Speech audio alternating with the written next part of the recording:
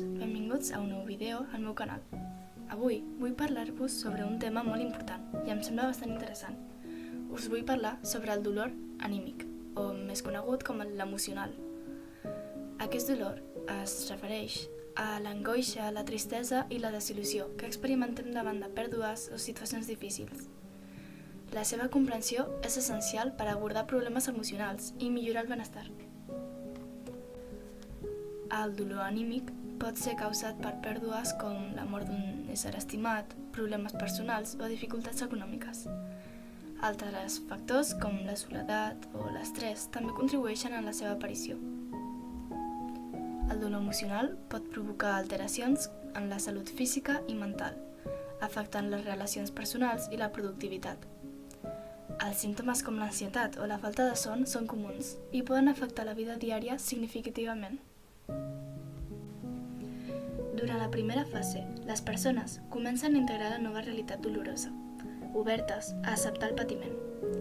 Aquesta fase es pot comparar amb una mena de duel emocional, on els individus necessiten temps per adaptar-se a les pèrdues i canvis significatius.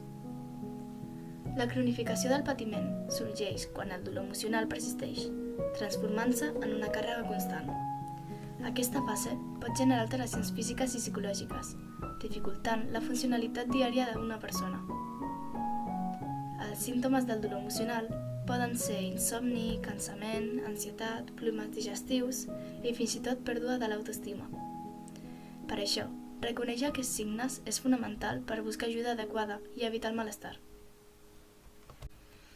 Hi ha diverses respostes a aquest dolor, i ara us explicaré algunes, com per exemple, la fe i l'esperança, que actuen com a suports en moments difícils. La pregària i la meditació faciliten la reflexió i la recerca de pau interior. Les comunitats religioses ofereixen un entorn de suport emocional i companyia essencial per a molts.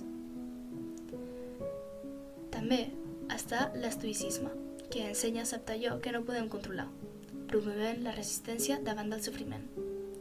El budisme, que estén el patiment com una part natural de la vida, proposen la meditació i la compassió com a camins cap a la superació. L'existencialisme anima a trobar un sentit en el patiment a través de les decisions personals. Per últim està la resposta a la teràpia psicològica. La teràpia psicològica proporciona eines per entendre i gestionar el patiment emocional. El suport social resulta crucial per alleugerir la soledat i fomentar el benestar. A més, l'autocura, mitjançant pràctiques com l'exercici regular, l'alimentació equilibrada i descans adequat, ajuda a la recuperació emocional. Segur que molts de vosaltres voleu ajudar a persones que es troben en aquestes situacions, i ara us diré com podeu intentar-ho. Per començar, escoltar una persona en un dolor emocional sense jutjar és fonamental, per generar confiança. Aquesta pràctica permet a la persona expressar-se lliurement, promovent un sentiment de validació i seguretat. El suport emocional i espiritual pot ser crucial per a aquells que experimenten dolor. Això pot incloure oferir amor, compassió i una presència constant per alleujar la soledat. Si el dolor emocional persisteix, és essencial recomanar ajuda professional. Teràpia psicològica i suport de professionals poden proporcionar eines efectives per gestionar la salut mental. I per últim, crear un espai de comprensió. Això permet que les persones comparteixin els seus sentiments sense por al judici.